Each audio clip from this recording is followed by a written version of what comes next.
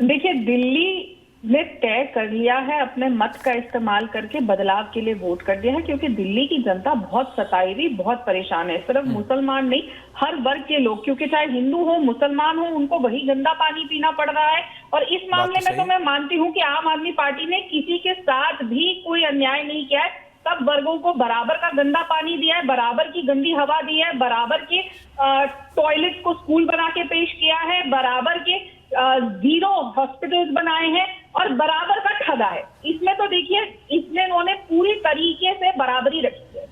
लेकिन जो हमने आज देखा, जो मौलाना साहब ने कहा, रशीदी जी ने, उससे एक बात साफ हो चुकी है कि भारत की राजनीति, दिल्ली की तो छोड़िए, पूरे भारत की राजनीति अब झूठ, तुष्टीकरण और धोखे से आगे निकल चुकी है। भारत का हर नागरिक अपना भविष्य मोदी जी के आगे बिल्कुल सुरक्षित पाता है।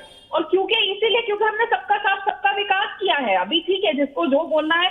और मैं आपके शो पे हमेशा, चाहे महाराष्ट्र का एक दिन पहले, 2 दिन पहले था वोटिंग के, चाहे हरियाणा के समय था ऐश्वर्या जी, मैं तब भी बोल के गई थी और हर बार आपने मुझे बोला था कि मैं बहुत जल्दी कर रही हूँ। मैं आज भी बोल रही हूँ, कम से कम 50 सीटों पे भारतीय जनता पार्टी दिल्ली में सरकार बनाने जा रही है। क्योंकि भारतीय जनता पार्टी सिर्फ नहीं, क्या है ना, दिल्ली की जो जनता है वो हमेशा एक तरफा वोट करती है, वो हम असेंबली नहीं देती है। वो बहुत क्लियर है कि उनको क्या चाहिए। और आपके रिपोर्टर्स भी ग्राउंड पे गए हैं और लोगों ने बार बार बोला है, हमने बदलाव के लिए वोट किया, क्योंकि दिल्ली की जनता थक चुकी है नाकार। और मैं नहीं मानती कि आप देखिए ना, गुजरात का अगर हम एग्जाम्पल लेते हैं, तो ऐसा तो है नहीं कि गुजरात में मुसलमान कभी भारतीय जनता पार्टी को वोट नहीं देता आया है। लगातार इतने सालों से अगर हम सरकार में हैं, और वहां पे तो 2 ही पार्टीज है, लगातार हम सरकार में है, तो ऐसा नहीं है कि मुसलमान वोट नहीं देता। मुसलमान जहां जहां उनको बरगलाया जाता है, बौखलाया जाता है, डराया जाता है, वहां पे इन पार्टीज को वोट दे रहे थे। लेकिन सब समझ रहे। आप मुझे बताइए, कौन सी महिला होगी जो भारतीय जनता पार्टी को मुसलमान महिला वोट नहीं देना चाहेगी? क्या वो उन लोगों के साथ जाएगी जिन्होंने शाह का केस पलट दिया था, ट्रिपल तलाक, जो उनको अनुराग भदौरिया वो मिला है, दूरी मिली है, हर महिला चाहेगी। ये इसमें AIMIM ने कुछ किया है क्या? रंगरेज साहब, आज आपके एक साथी मौलाना रशीदी साहब कह रहे हैं भाई बीजेपी के लिए वोट करेंगे, भाई बीजेपी के लिए वोट किया है, भाई बीजेपी बहुत अच्छी है। रंगरेज साहब, देखिए, आपका तो मन नहीं डोल गया?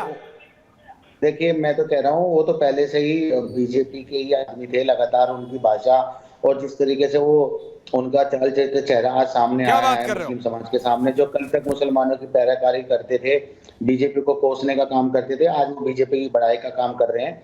मगर मैं दूसरी बात एक और कहूंगा, जो अनुराग ढांडा साहब हमारे प्रवक्ता है आम आदमी पार्टी के, मैं इनसे पूछना चाहूंगा, आपने बड़े ढंडोरा पीटा दिल्ली में कि हमने स्कूल बना दिए, हमने हॉस्पिटल बना दिए।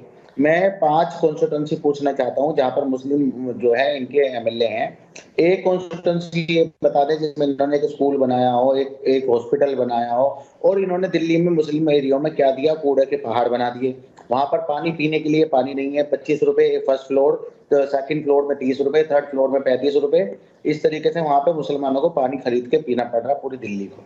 इन्होंने कहा हम जो है घर नहीं लेंगे, हम बंगला नहीं लेंगे, हम सिक्योरिटी नहीं लेंगे, हम गाड़ी नहीं लेंगे, हम कोई घोटाला। देखिए, वोटिंग हो चुकी है दिल्ली में, घोटाला लगातार करते हैं। लेकिन मैं सिर्फ बता रहा हूं, ये एग्जिट पोल क्यों एग्जैक्ट पोल हो सकते हैं? आप बात समझ रहे हैं ढांडा साहब? जी मत बोलिए, 36 घंटे बचे हैं, वापस लेने पड़ेंगे शब्द। नहीं, कोई नहीं, मैं तो एग्जिट पोल बोल रहा हूं भाई। एग्जिट पोल है, देखो अपना सिस्टम क्लियर है। ये प्रदीप गुप्ता से पूछूंगा, मनोज सिंह से पूछूंगा, भैया ये नंबर क्यों दिया? वो तो गड़बड़ हुआ, सही बोला तो भी कैमरे पे कराऊंगा, गलत हुआ तो भी उन्हें बुलाऊंगा। ना नंबर मेरे हैं और ना गलत तो उनके, सही है तो उनके, क्रेडिट तो उनका, डिस्क्रेडिट तो उनका। लेकिन आप ये बताओ कि मुसलमानों को पानी क्यों खरीद के पीना पड़ रहा है? ढांडा साहब, अपना देखो, मेरा छोड़ो। और मैं ये कह रहा हूँ, रंगरेज ने चुनाव प्रचार के दौरान ये सारी बातें कही होंगी ना लोगों ने, जाके। रंगरेज जी, अब सुनिए बात को, आ जाए। रंगरेज जी सुनिए ना, मैं ये कह रहा हूं, इन्होंने सारी बातें लोगों के बीच में जाके कही होंगी। अभी नतीजा सामने आ जाएगा, 36 घंटे बाद पता चल जाएगा कि लोगों ने इनकी बातों पे कितना यकीन किया, ये कितना सच बोल रहे हैं या झूठ बोल रहे हैं। वो सारा तो चुनावी नतीजे में सामने आ जाएगा। अभी तक मेरी जो जानकारी है, इनकी दोनों ही सीटों पे, 2 सीट पे ये लड़ रहे थे, दोनों सीटों पे जमानत नहीं बच रही है। ये बात मैं आज आपके चैनल पे कह के जा रहा हूं, जब ये काउंटिंग के दौरान बैठेंगे तब देख लीजिएगा। ये आपको किसने ये आंकड़ा दिया? ढांडा साहब, ये भाई हम तो अपने बूथ से जो हमें जानकारी मिलती है हम तो उसके आधार पे बता रहे हैं। लोगों को क्लियर कट पता था, जैसे मौलाना रशीदी जी का आज पता चल गया, वैसे इनका बहुत तीसरे नंबर पर है। मुस्तफाबाद में आप तीसरे नंबर पर हैं। आंकड़ा जो जिसने दिया उसको पकड़ के रखिएगा कमरे में। कमरे में? अरे कमरे में किसी को मत पकड़ना, लेकिन मैं बता रहा हूं 36 घंटे सब पता चल जाए। मैं कह रहा हूं, ऑन रिकॉर्ड कह रहा हूं, सरवर साहब कह रहे हैं तीसरे नंबर पे हैं आप। मुस्तफाबाद में तीसरे नंबर पे अनुराग ढांडा। अंग्रेजी पार्टी तीसरे नंबर पर है मुस्तफाबाद में। ढांडा साहब, अरे भाई गुलाम सरवर भी धरती पर या आकाश में थोड़ा न है। ढांडा जी, मुस्तफाबाद में मौलाना जी, नंबर पर आम आदमी पार्टी, मैं तो यही कांग्रेस आउट। इन्होंने उठाए उसमें कितना असर था। मैं तो कह ही रहा हूं ये बात कि 36 घंटे में पता चल जाएगा कि जो मुद्दे इन्होंने तो उठाए उससे लोग कितना इत्तेफाक रखते हैं। ऐसा दिखा के केजरीवाल यही तो बात हो गए। मैं सिर्फ इतना कह रहा हूं, देखिए एवरीवन ऑन एयर, असर तो दिख रहा था sir. Everyone on air, and now these numbers of axis My India and Chanakya का भी है मेरे पास, दोनों के नंबर्स दोनों आसपास हैं। बीजेपी चाणक्य दे रहा है 51-52 हायर लिमिट, एक्सिस माई इंडिया दे रहा है 45 से 55,